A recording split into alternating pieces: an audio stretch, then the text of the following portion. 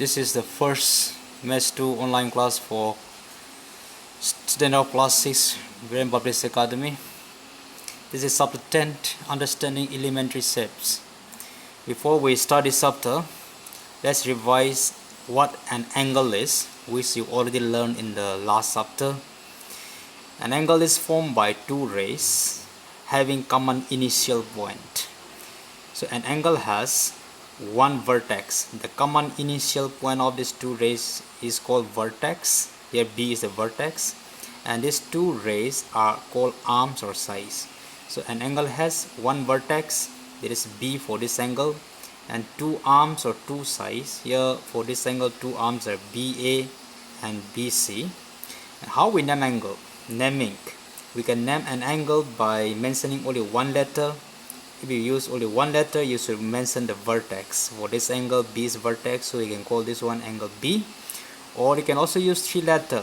If you use three letter, vertex should be in the middle. You can call, since B is a vertex here, vertex will be in the middle, then you can call this angle A, B, C. Or you can also call this angle C, B, A. So that is what you already learned before, but just short revision before we start our chapter. Then our chapter is, the first topic of this chapter is angles and its measure. Now before we go further, let's learn how to measure an angle. We are given here some angles. So to measure this angle, we need an instrument called protractor. This instrument is called protractor, and in this instrument you can see at the bottom we call base, there is a straight line, and from this base numbering are given from both the direction. From right side you can see 0, 10, 20, 30, 40. This is called anti-clockwise direction, and it goes up to 180. And again starting from left hand side, starting from 0, 10, 20, and again it goes up to 180 degree, which is clockwise direction. And in the middle of the baseline you can see one line, another line which is perpendicular to the baseline, and you should note this point. There is a point where you should put at the vertex of angle to measure any angle. So now let's measure the first angle. Here is the angle, and for this angle you can see there is a vertex. So we put this middle of the protractor in the vertex, and one arm of the angle should be in zero line. You can see baseline, zero line. Put it properly. Yeah. Okay. One arm is in zero line, baseline. Then we have to start counting from this side. Then 0, 10, 20, 30, 40, 50, 60, 70, and the another arm is exactly at 90. You can see 90. So this angle is 90 degree. Now then let's measure the second angle. Here is another angle. There is a vertex, so you put the middle point of your compass at vertex, and again one arm of the angle, this arm is in zero line. You can see zero line. Then again we have to start counting from this side. 0, 10, 20, 30, 40, 50, 60, and it is between 60 and 70. This is the line for 60, and this is the line for 70. So now you can see between 60 and 70 another 10 small division are there. So here 60 small division, 61, 62, 63, 64, 65, 66, and this is at 67. So this angle is 67 degree. Like that, let's continue measuring another two angles.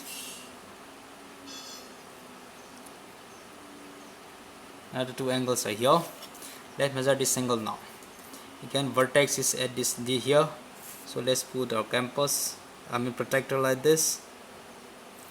Then now we have to start counting from this right side. 0, 10, 20, 30, 40, 50, 60, 70, 80, 90, 100, and 110. Now this second arm is between 100 and 110, exactly in the middle of 100 and 110, so it is 105. This is 105 degree. Like that, let's measure one more angle. Here is an angle. You can see this is a vertex, two arms are this two, this one arm and another arm. So putting now just like before, Now we can start from right side or left side, because you can see this arm is in zero line and this arm is also in zero line. If we start from this side, the other arm is up to here, that means up to 180. If we start from this side too, when we try to raise the second arm, it is 180. So this angle is 180, and this angle is also called straight angle. You're going to learn afterward. Then now you learn how to measure and give an angle. So you have to practice the first question of exercise 10.1. There some angles are given. You practice them, you measure those given angles as your homework. Then moving to the next topic, we have types of angle. Types of angle. The first type we have is acute angle. Acute angle. An angle whose measure is less than 90 degree is called an acute angle. Less than 90 degree. Look at this figure. Here there are three angles. You see the first angle is 30 degree, which is angle COD. 30 degree is less than 90, so this angle COD is an acute angle. Then look at the second angle, which is 60 degree. The name of this angle is angle BOD. This angle is 60, which is less than 90, so this angle also acute angle. Let's look at the third angle, which is angle AOD. The measure of this angle is 75 degree. You know 75 is also less than 90 degree. So all these three angles are acute angle. The next angle we have right angle. Next we have right angle. An angle whose measure is exactly 90 degree is called a right angle. Exactly 90 degree. Here look at this angle. This angle is exactly 90 degree. You can also measure with your protractor, and if an angle is having 90 degree as it's measured, that angle is called a right angle. In this figure, this angle is PQR. So angle PQR is a right angle. And again, here there are some important points to be noted here. You can see two lines or two line segments which make an angle of 90 degree between them are called perpendicular lines or perpendicular line segments. And this symbol which is T upside down means is perpendicular to. So let's look at this. Here we have two lines, line AV and line CD, and the angle between them is 90 degree. So this angle also 90, this angle 90, 90, all of them are 90, 90. So the angles between these two lines AV and CD is 90. So according to this point, these two lines AV and CD are perpendicular. We write line AV is perpendicular to line CD. We use a symbol here is perpendicular to. So how to read this statement? This statement means line AV is perpendicular to line CD. Then we move to next type of angle. That is obtuse angle. Obtuse angle. An angle whose measure is more than 90 degree but less than 180 degree is called an obtuse angle. For angle to be obtuse, its measure should be more than 90 degree but less than 180 degree. Look at this angle. Here is an angle called, the name of this angle is M and O. If we measure this, the measure of this angle is more than 90 but less than 180 degree. So any angle whose measure is between 90 and 180 is called obtuse angle. The next we have straight angle.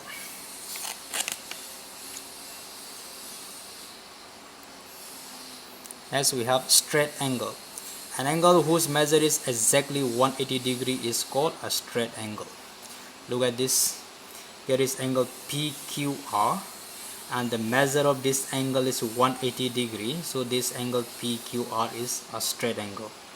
And again, one point to be noted about straight angle: two arms of a straight angle are two opposite rays. You can see here two arms are QR is one arm, QP is another arm of these angles. You can see these two arms are opposite rays. QR is toward east, then QP is toward west. East and west are opposite direction. And another word, two opposite rays form a line.